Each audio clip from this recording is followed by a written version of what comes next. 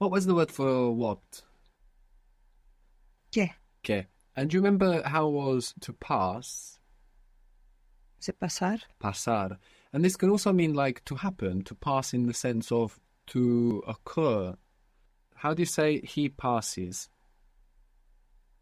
Pasa. Good. And she passes? Pasa. And it passes? Pasa. Good. And if you want to say what passes, meaning what happens, what's going on, what is happening. Ah, I remembered it now. I went through the whole process and I remember people saying, ¿Qué pasó? This is the past. We said that when Ah, you emphasize that or on the end, it's actually the version for he, she, it in the past. So que pasó is what happened. And we will look at this later. But what's happening? What is happening? ¿qué pasa? Good. So if you want to say, I want to know what's going on, I want to know what's happening, I want to know what's passing. Quiero saber qué pasa. Quiero saber qué pasa. I want to know what's happening. Good. There's one more thing we need to know about the present, and it's going to fill in happily a grey area for us, which you might be wondering already. How did we get tiene, he, she, it, you, formal, has or have, and then the other versions, tienen, tienes, from tener? To want is querer. What is I want? Quiero. Quiero. So how does querer become quiero? So there's something else we need to know about the present to understand this, and then we can manage the present completely. So what's happening is that when we have an E in the to form of the verb, like in tener, to have, like in querer, to want, when we have an E inside of the verb, it's part of the root, not part of the ending, not that that doesn't count, but the in ten and the in quer of querer. When we stress it, when we emphasize it, it often splits. Most of the time, it splits into an IE under the stress of that accent. Under the stress when we say querer, we have the accent on the end, we have the accent on the ending. Then when we take off that and we put o, we would have quiero, but when we stress down that E, it splits and it becomes quiero. The same for tener. We would have tiene for he has, but when we stress down on that E, it splits and it becomes tiene. The same for come.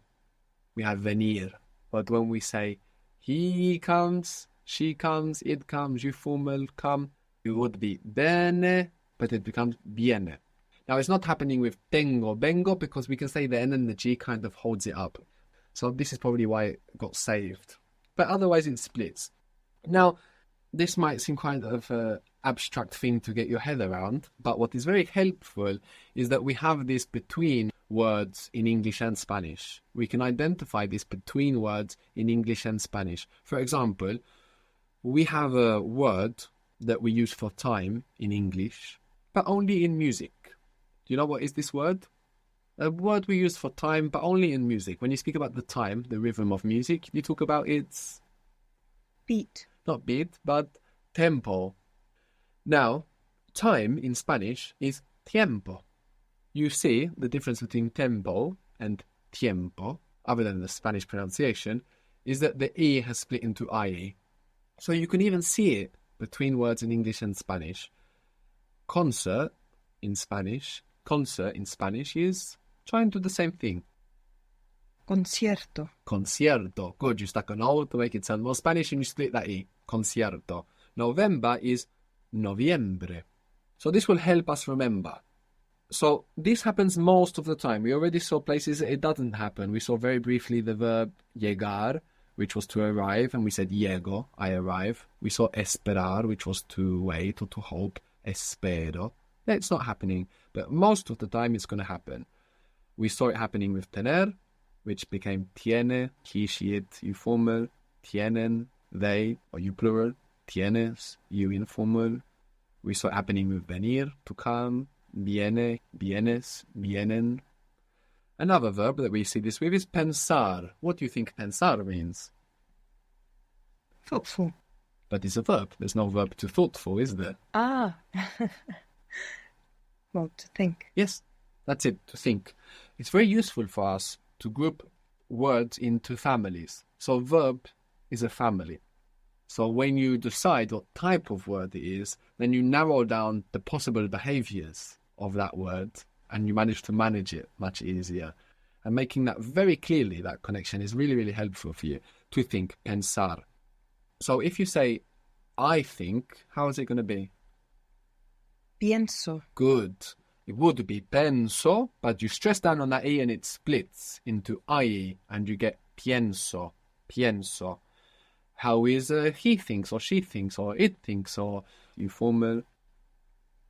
Piense. This sounds like a vowel harmony. I mean, it sounds nice, piense, because we have IE and then we want to put an E next to it because it matches. But that's Turkish grammar. You must know where you are with any verb. And to know where you are, you must go back to the to form. Then you are confident. So it was pensar, not Pensar. pensar, not penser. No, pensar. So you must go back there and then you feel confident. Otherwise, the base is going to affect what vowel you want to put on. Piensa. Piensa. You informal? Piensas. Good. What do you think? ¿Qué piensas? Yeah, ¿qué piensas?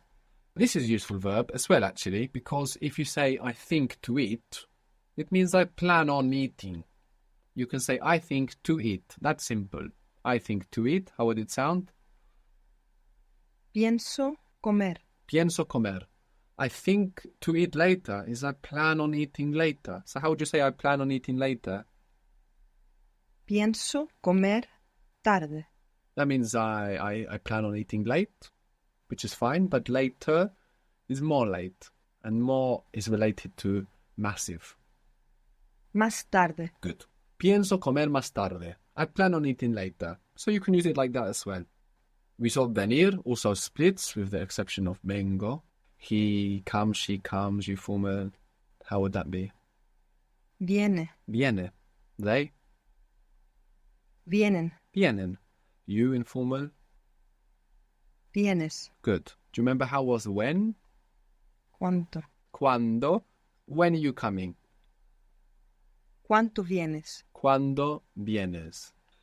Entender. Entender means to understand. You can use comprender if you forget it, but entender is better. It's more common. But comprender is easier because it sounds like comprehend. And also in comprender, the E doesn't split. I understand this, comprendo.